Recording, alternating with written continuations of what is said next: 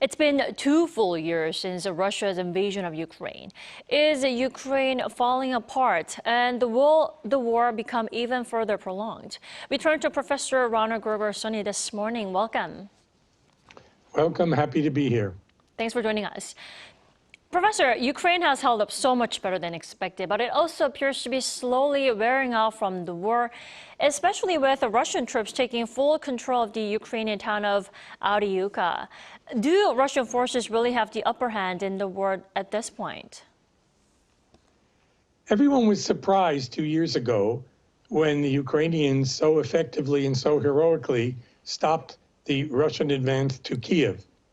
And then we all hoped last year, that there would be a counteroffensive by Ukrainians. That failed. And now we have a war of position. And in that war of position, with the Russians dug in with minefields, with the increase of Russian munitions and manpower, the Russians are doing better. And the Ukrainians are having difficulty maintaining themselves on the front line. So there have been a series of losses lately, Bakhmut, Avdiivka, and we can see that the tide has turned, at least for the moment. Right, and Ukrainian President Volodymyr Zelensky's call on the international community to aid Ukraine is still as desperate as ever.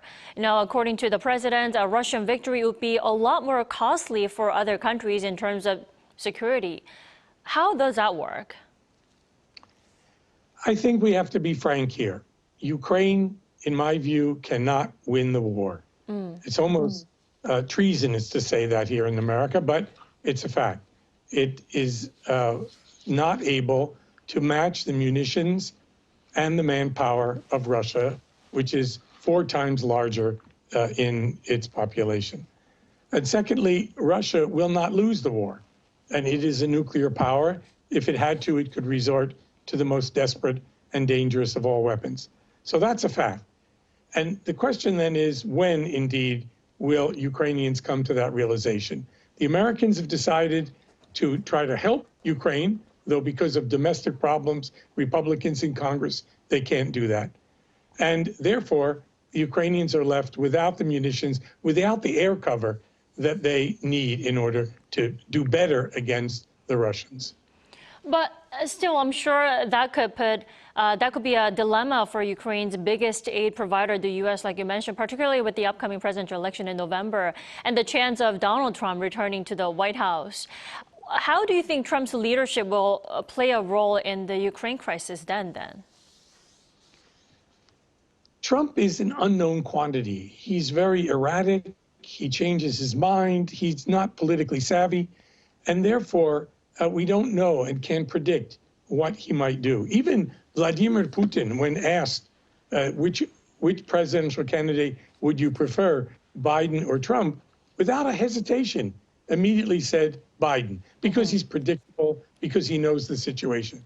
So Trump has made it clear in his public remarks that indeed he could try to stop the war, that he could, in fact, allow Russia to take the lands that it's already won. This is something the Americans don't want.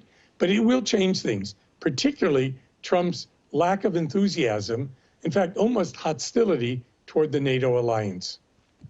Right. Still, it sounds like Trump equals uncertainties. But, many of us didn't see the war lasting this long, like you mentioned earlier.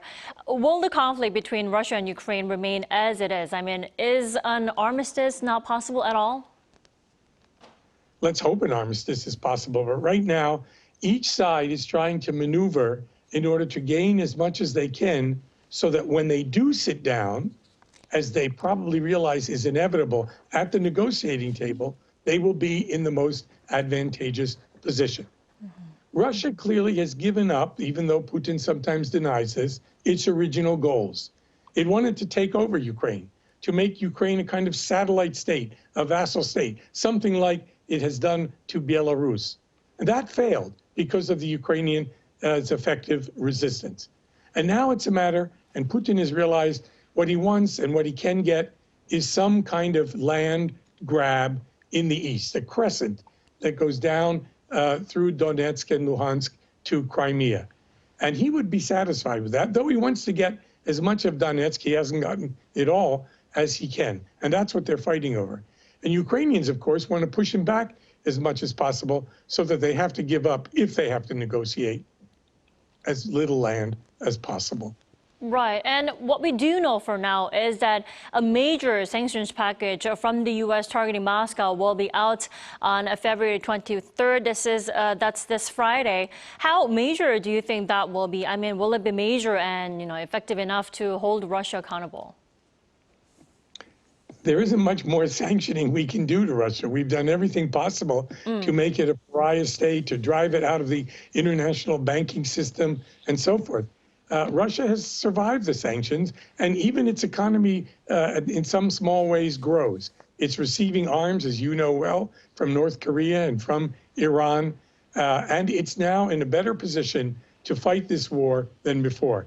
It does not have to carry out a major mobilization. People are even volunteering to go to the front, whereas on the Ukrainian side, people are fleeing.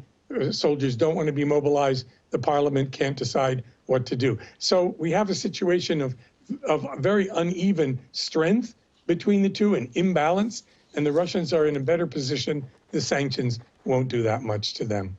All right. Thank you so much for your insight this morning. You have a great evening there. 감사합니다.